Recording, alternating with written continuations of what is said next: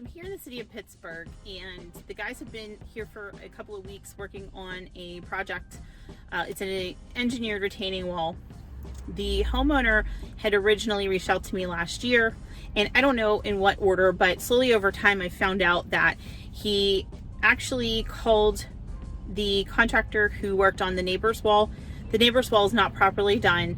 They'd put a wall in front of a wall, and the wall that was there originally is failing, and so they just put a new wall in front of it, and it's taller than 4 foot and should have an engineered stamp drawing and approval from the city.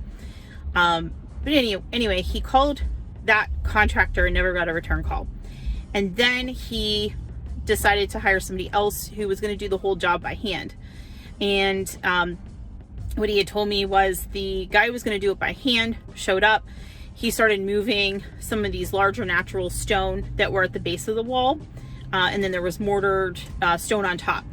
The guy was there, he moved one of the larger stones, and after that knocked on the door and said that he can't do this, and so he left the job.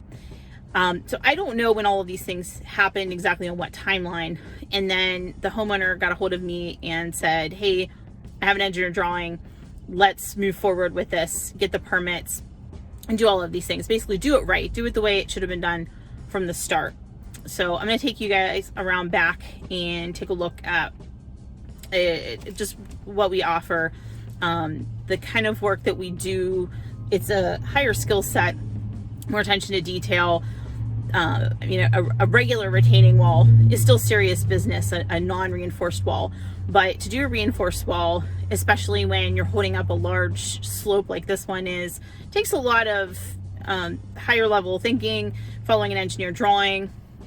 It takes equipment, and the space is pretty tight. So for us to be able to get equipment in there and the guys to work pretty darn quickly, it's pretty impressive. So this is a street that the guys are working on. They're around back, a few houses down. You can kind of see the portage-on at the crest of the slope back there. But it's about a car width and a half, maybe, wide. So access is really tight. And this is Center Avenue. So we've had to utilize a main street, and there are our cones, our aggregates, the tool trailer up there. We received or applied for and received permits from the city to park all our materials here, and then we had to take the machine and drive it on this busy road. We're like right around the corner from University of Pittsburgh, and drive up here every time with a scoop to try and get materials around back.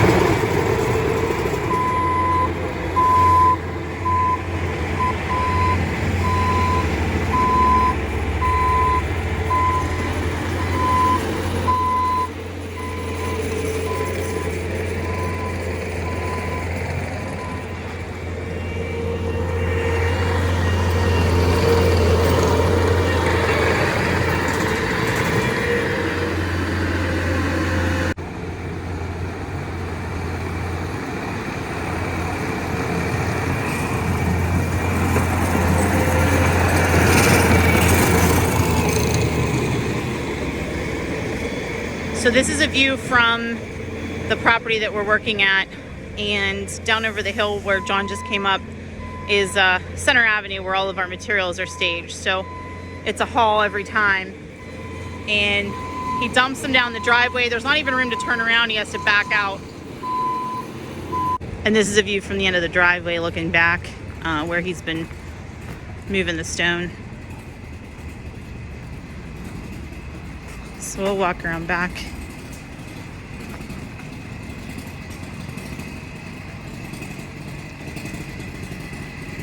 And this is it. This is the yard. and the excavator is on their patio.